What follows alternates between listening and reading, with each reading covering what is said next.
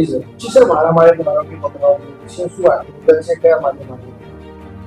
સુરત શહેરના Udhna police station વિસ્તારમાં Sonal industrial estate છે, એની બાજુમાં એક એસએમસી ગાર્ડન છે.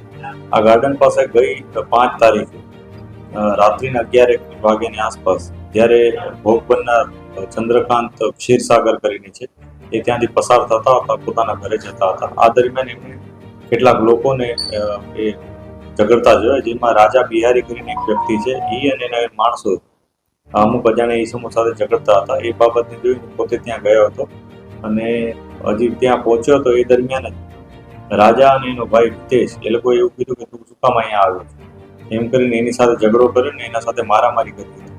જે બાબતને લઈ પોલીસે ગુનો નોંધ્યો. આ ઘટનામાં કુલ 4 આરોપીઓ છે જે ફરિયાદીએ લખાવ્યા છે. એમાંથી રાજા બિહારી, ફુલારા અને જીતુ ગોસ્વામી આ 3ની પોલીસે ધરપકડ કરી છે. હિતેશ ઉર્ફે બરમુંડા કરીને છે, એને હજી પકડવાનો બાકી છે. પોલીસ એની પણ તપાસ કરી રહી છે. સર, આરોપીને કોઈ ગુનાહિત ઇતિહાસ?